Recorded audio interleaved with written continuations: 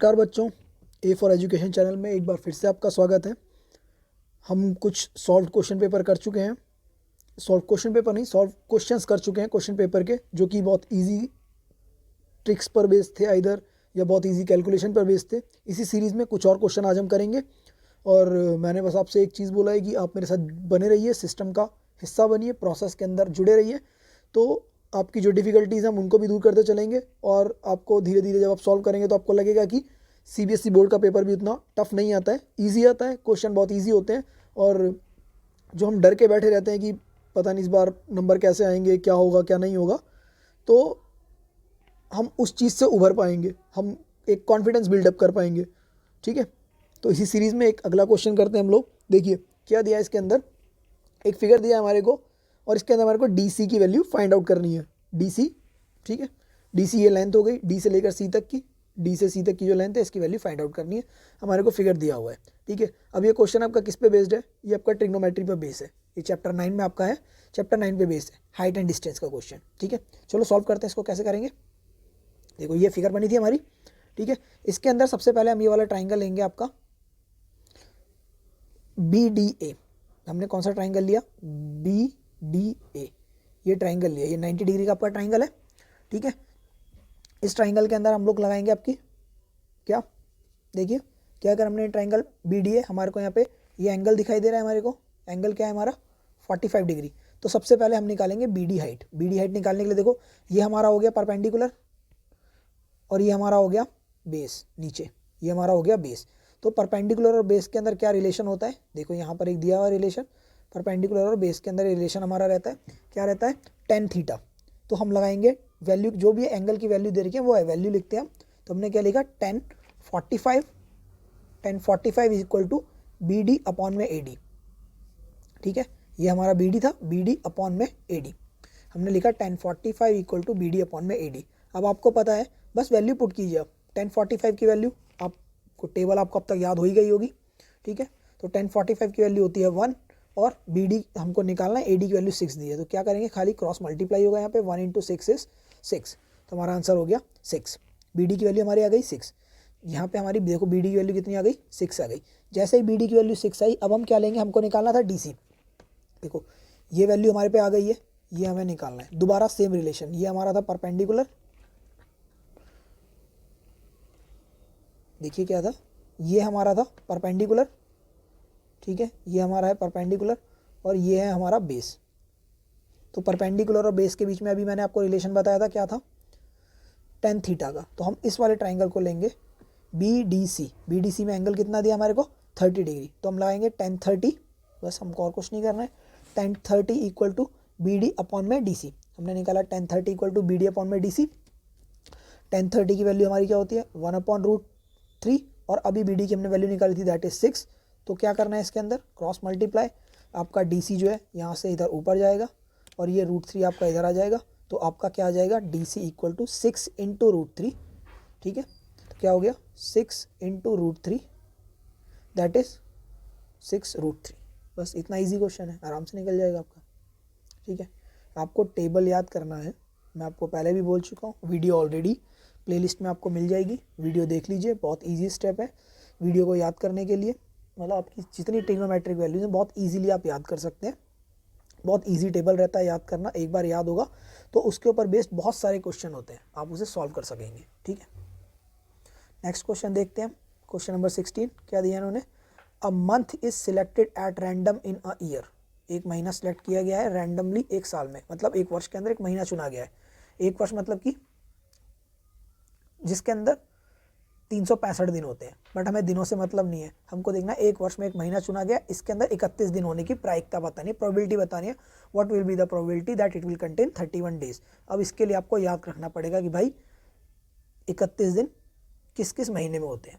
ठीक है, तो उसको याद करने के बेसिक एक ट्रिक है, शायद आपने देखा हो अपने हाथ से। आपको क्या करना है, मैं आपको शो नहीं कर सकता हूँ, मैं ऐसे ही आपको बता देता हूँ। आपको क्या करना है, देखिए जैसे मुट्ठी बनाते हैं हाथ की, घूंसा मुट्ठी, उसके ऊपर जो आपके ऊपर के जो जहाँ पे आपकी हड्डी ऊपर उभरती है, उसको आप वहाँ से काउंट करना शुरू कीजिए। जनवरी, फिर बीच में गैप आता है उससे फरवरी, फिर ऊपर जो हड्डी रहेगी उसे मार्च, फिर नीचे अप्रैल। तो इस तरीके से आप काउंट करेंगे तो आप इजीली याद कर सकते हैं कि भाई किस किस महीने में 31 दिन होते हैं। अगर वैसे भी आपको नहीं याद रहता है तो थोड़ा सा ऐसे करके याद कर लीजिए, अल्टरनेट डेज, अल्टरनेट मंथ में आपके 31 डेज रहते हैं। बस एक जगह पे थोड़ा सा आपको याद करने के लिए रहेगा, उसमें क्या रहता है, जुलाई और अगस्त दोनों में 31 डेज रहते हैं। ठीक है, तो आपको क्या करना है, देखो मंथ के नाम लिख लो, सिंपल ऐसे लिख लो, तो जनवरी, फरवरी, मार्च, अप्रैल, मई,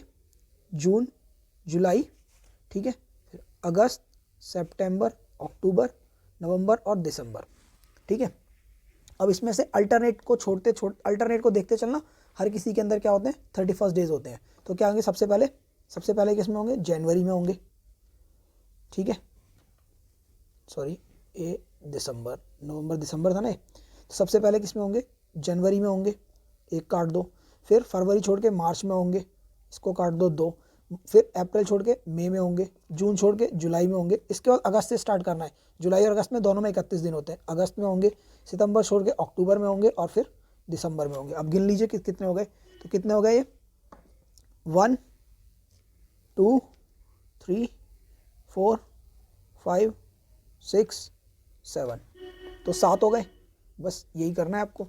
तो टोटल नंबर ऑफ मंथ्स होते हैं हमारे 12 और number of month having 31 days is 7। तो हमारी प्रोबेबिलिटी क्या हो जाएगी, सिंपल हो गया, 7/12, बहुत ईजी है। ठीक है, एक बार दोबारा बताऊं कैसे किया। देखिए आपको कैसे करना है, आपको केवल ये लिखना है, आपको मंथ लिख देना है, जनवरी, फरवरी, मार्च, अप्रैल, मई, जून, जुलाई, फिर अगस्त, सितंबर, अक्टूबर, नवंबर और दिसंबर। अब आपको क्या करना है, स्टार्टिंग करते हुए एक एक को काटते चलिए। जनवरी में होते हैं, फरवरी छोड़ के मार्च, अप्रैल छोड़ के मई, जून छोड़ के जुलाई, फिर अगस्त में होते हैं, फिर अगस्त, सितंबर छोड़ के अक्टूबर, नवंबर छोड़ के दिसंबर। तो ये कितने हो गए, टोटल 7। बस इन 7 के अंदर क्या होता है, हमारे 31 डेज होते हैं। इजीली क्वेश्चन निकल जाएगा। अब हम करते हैं 17th क्वेश्चन। देखिए 17th में क्या है कि length of arc of a sector of circle of radius 3 centimetre is 6। अब क्वेश्चन को समझना पड़ेगा पहले, फिर उसका एरिया निकालना है। ये बहुत ईजी क्वेश्चन है, ईजी रहता है, सिंपल फॉर्मूला लगेगा, आंसर निकलेगा। आपको पता होना चाहिए क्या बोल रहा है, length of arc of the sector of circle. तो पहले आपको सर्कल पता होना चाहिए, आपको सेक्टर पता होना चाहिए और लेंथ ऑफ आर्क पता होनी चाहिए कि आर्क होती क्या है। तो देखिए करते हैं इसको। देखिए सर्कल आपको दिख गया कि भाई ये 0 जो ओ लिखा है दैट इज द सेंटर, और इसके इर्द गिर्द जो बना ये आपका हो गया सर्कल। अब ये वाला जो सेंटर से जो कोई पार्ट होके जाता है तो ये बनता है हमारा, ये हिस्सा हमारा बनता है सेक्टर। ये जो छोटा सा पार्ट बना ना, ये हमारा बन गया सेक्टर। ठीक है, ये हमारा बन गया सेक्टर। और ये जो लेंथ है, इस ये सेक्टर की जो ये लेंथ है, this is your length of arc. तो हमारे को क्या दिया इन्होंने, रेडियस दिया है 3 सेंटीमीटर, लेंथ ऑफ आर्क दिया है 6 सेंटीमीटर। तो हमारे को ये जो लेंथ है ये दे रखी है 6। अब लेंथ ऑफ आर्क का एक फार्मूला होता है, ये तो आपको याद करना पड़ेगा, सिंपल है। ठीक है, अगर मान लीजिए आपको पेरीमीटर याद है सर्कल का, तो सर्कल का पेरीमीटर क्या होता है, देखो सर्कल का पेरीमीटर होता है 2πr। आपको कुछ नहीं करना है, θ/360 से मल्टीप्लाई करना है। तो 2πr को θ/360 मल्टीप्लाई करेंगे तो आपका आंसर क्या आ जाएगा, θ/360 2πr। रेडियस की वैल्यू आप यहाँ पुट करेंगे 3 और लेंथ ऑफ आर्क हमारे को 6 दिया हुआ है।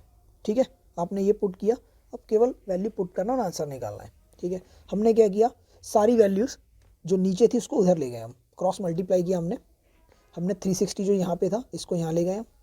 ठीक है, और ये जो था 2π और 3 इसको हम ले आए, क्योंकि ये क्रॉस मल्टीप्लाई होगा ना तो ये हमारा इसके नीचे आ जाएगा, 6 के नीचे। तो ये कहाँ पे आ गया, ये आ गया यहाँ पे। अब जो कट रहा है उसे काट, जैसे कि 2 1 ज़ा 2, 2 3 ज़ा 6, ये कटा, फिर 3 से ये 3 कट गया। तो आपका क्या बचा ऊपर, आपका केवल बचा ऊपर 360। ठीक है, यहाँ आपका बचा 360/π। तो थीटा की वैल्यू हमारी क्या हो गई, 360/π। अभी इसको ऐसे लिखिए, सॉल्व मत कीजिए क्योंकि ये हमारे को यूज़ होने वाली है आगे। ठीक है, अब हमको एरिया ऑफ सेक्टर निकालना है। तो देखियो एरिया ऑफ सेक्टर का फॉर्मूला बहुत ईजी रहता है, आपको सर्कल का एरिया याद होगा, πr² होता है। सेम वही करना है, θ/360 से मल्टीप्लाई कर देना उसको।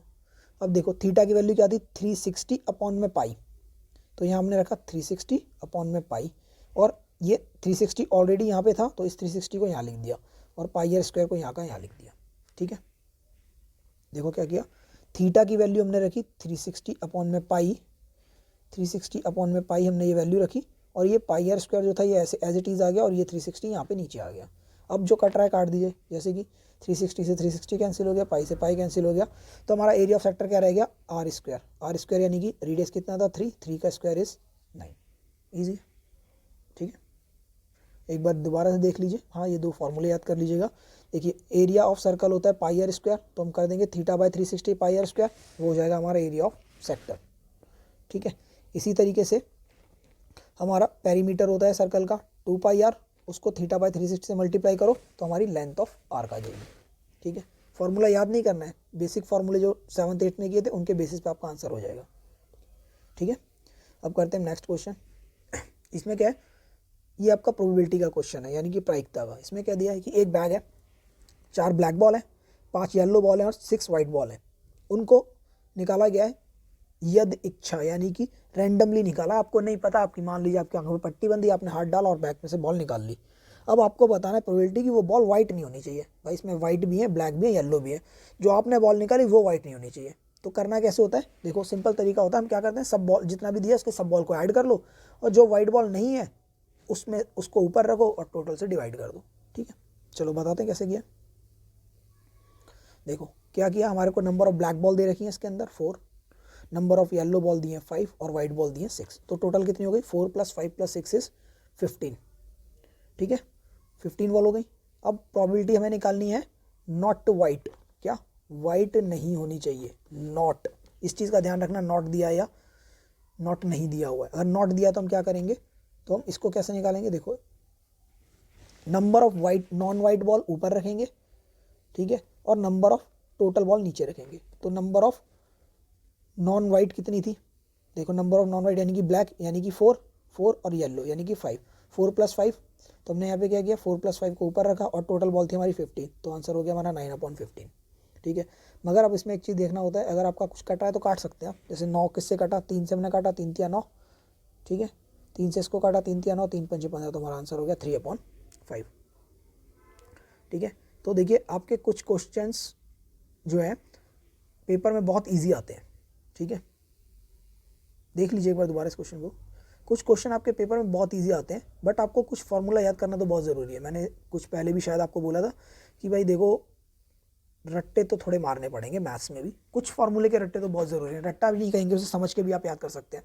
तो अगर आपको वो याद है आप आराम से कर सकते हैं, ठीक है। तो आपको करना क्या है कि जितने क्वेश्चन मैं करा रहा हूँ आप उनको कंटिन्यूसली करते रहिए, एग्ज़ाम तक रेगुलर जो क्वेश्चन कर रहा हूँ उनको करते रहिए।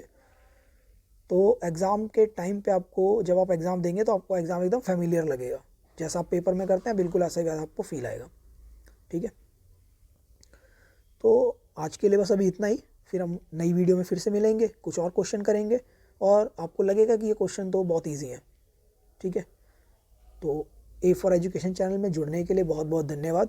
हाँ एक इम्पॉर्टेंट चीज़ दोबारा बोल रहा हूँ, वो टेबल को बनाना सीख लीजिए। टेबल बनाना बहुत आसान है, टेबल अगर आपको याद रहेगा तो आपके नंबर ऑटोमेटिकली बढ़ जाएंगे।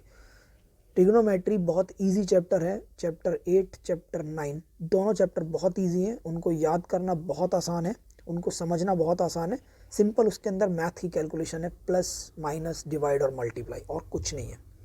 थोड़े से बेसिक्स हैं वो हम इसके अंदर कवर कर ही रहे हैं, तो बस आप बने रहिए, बड़े आराम से सॉल्व करेंगे पेपर, ठीक है। चलिए गुड लक, एंजॉय कीजिए और थोड़ा ध्यान दीजिए, थोड़ा बने रहिए सिस्टम में, क्वेश्चन करते चलिए, आराम से करेंगे हम, ठीक है। चलिए bye bye. A for education channel में एक बार फिर से आने का आपका स्वागत है और बहुत बहुत धन्यवाद कि आपने इस वीडियो को देखा।